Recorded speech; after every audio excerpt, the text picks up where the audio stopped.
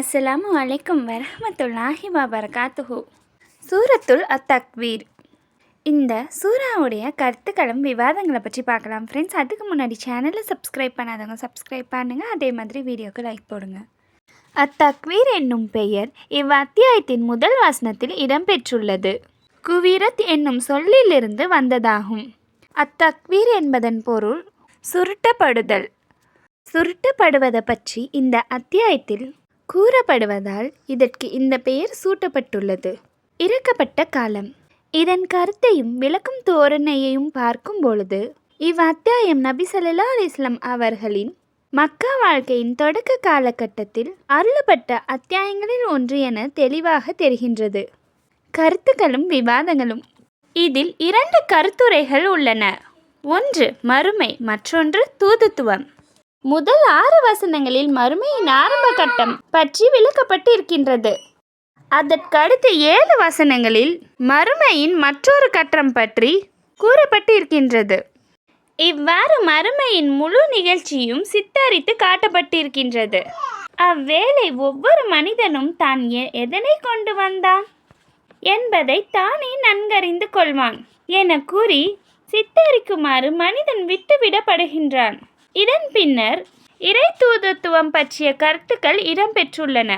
மக்காவாசிகளிடம் இவ்வாறு கூறப்படுகின்றது: முஹம்மது நபி ஸல்லல்லாஹு அலைஹி வஸல்லம் அவர்கள் உங்களிடம் எடுத்துரைக்கும் செய்திகள் யாவும் ஒரு பைத்தியக்காரரின் உளறலோ ஷைத்தானின் ஊசலாட்ட உரையோ அல்ல.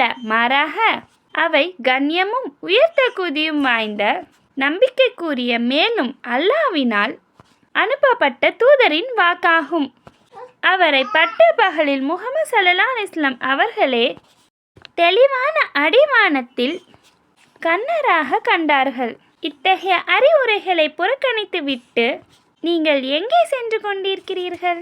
இந்த அத்தியாயத்தின் பொருள்: சூரியன் சுரட்டப்பட்டு விடும்போது, மேலும் தாரகைகள் உதிர்ந்து விடும்போது, மேலும் மலைகள் நடத்தி செல்லப்படும் போது, மேலும் 10 மாத நிறைகற்ப ஒட்டகங்கள் அப்படியே விட்டு விடப்படும் போது, மேலும் வனவிலங்குகள் ஒன்று திரட்டப்படும் போது, மேலும் கடல்கள் கொந்தளிக்கப்படும் போது, மேலும் உயிர்கள் உடலுடன் ஒன்றிணைக்கப்படும் போது, மேலும் உயிருடன் புதைக்கப்பட்ட சிறுமியிடம் கேட்கப்படும் போது அவள் எக்குற்றத்திற்காக கொல்லப்பட்டாள் என்று, மேலும் வினைச்சுவடிகள் விரிக்கப்படும் போது, மேலும் வானத்திரை அகற்றப்படும் போது, மேலும் நரகம் எரிக்கப்படும் போது, மேலும் சுவனம் அருகே கொண்டு வரப்படும் போது, அந்நேரத்தில் ஒவ்வொரு மனிதனும் எதனை கொண்டு வந்துள்ளான் என்பதை அறிந்து கொள்வான். அவ்வாறில்லை, மீண்டும் மீண்டும் திரும்பி வரக்கூடிய மறையக்கூடிய தாரகைகள் மீதும், விடை பெற்று செல்லும் இரவின் மீதும், புலரும் வைகரையின் மீதும் நான் சத்தியம் செய்கின்றேன். உண்மையில் இது கண்ணியமிக்க தூதர் ஒருவரின் வாக்காகும்.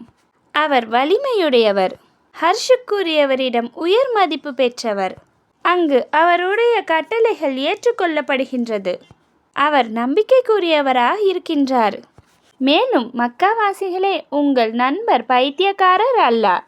திண்ணமாக அவர் அந்த தூதரை தெளிவான அடிவானத்தில் கண்டார். மேலும் அவர் மறைவான உண்மைகள் என்னும் இந்த அறிவை மக்களிடம் எடுத்து கூறும் விஷயத்தில் கஞ்சர் அல்ல. மேலும் இது விரட்டப்பட்ட ஷைத்தானின் சொல்லும் அன்று. பின்னர் நீங்கள் எங்கு சென்று கொண்டிருக்கிறீர்கள்? இதுவோ அனைத்துலக மக்களுக்கும் உரிய ஒரு அறிவுரை ஆகும். உங்களில் நேர்வழியில் நடந்திட விரும்பும் ஒவ்வொருவருக்கும் உரியது. மேலும் நீங்கள் நாடுவதால் எதுவும் நடந்துவிட போவதில்லை. பிரபஞ்சம் அனைத்திற்கும் அதிபதியான அல்லாஹ் நாடாத வரையில்